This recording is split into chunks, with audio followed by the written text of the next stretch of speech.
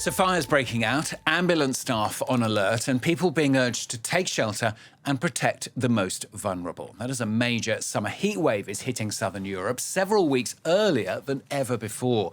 The authorities putting in place major warnings from here in France to Italy, Spain, Portugal, with peaks here expected on Tuesday and Wednesday afternoon. Forecasters saying heat waves, notably in the Mediterranean, have become more and more intense. Well, let's hear first of all from some of those trying to cope in Spain. Yes, this is clearly climate change. I don't think we've ever experienced anything like this before. The heat in Madrid is unlike anywhere else. We wait for the sun to go down. We only went out now, but we try to stay inside stores as much as possible, change clothes if needed, and drink plenty of water because the temperature is very high. As the years go by, I feel Madrid is getting hotter, especially in the city centre. It's very hot because there's very little greenery, no trees, not enough parks, and not enough places to cool off. Well,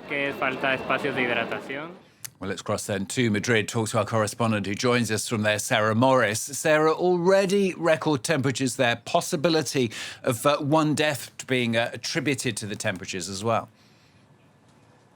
That's right. Barcelona Town Hall is actually investigating after a 50-year-old cleaner collapsed and later died.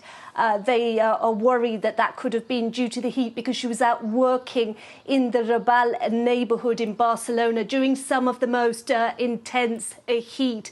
And that is basically the concern that the authorities have.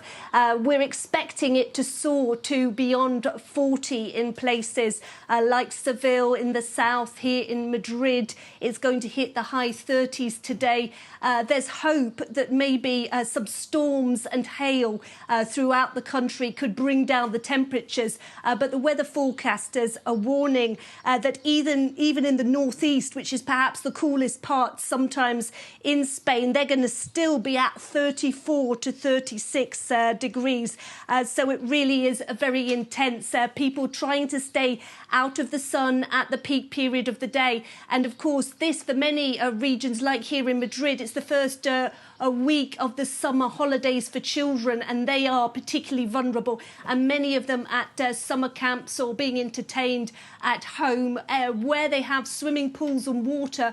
They will certainly be trying to use it, and it's difficult, very difficult for teachers and those looking after those children, because in many buildings in Spain there is no air conditioning. They are very poorly adapted to this kind of extreme heat. So, Sarah, how are the authorities coping with this then? Basically, they're trying to use prevention to cure this, telling workers that they do have the right, after a new law in 2023, to not be out in the street at peak times of the day. Authorities also trying to adapt buildings as fast as possible. Madrid has spent some money in trying to get schools and public buildings where children will be air-conditioned or with underfloor cooling systems, but it is a slow process. There's actually a forest fire in the west of Madrid that broke out on Sunday night, and the authorities, the firefighters, saying that it is being brought under control, but it just shows how careful people have to be, because with the heat and temperatures, any kind of spark in the forest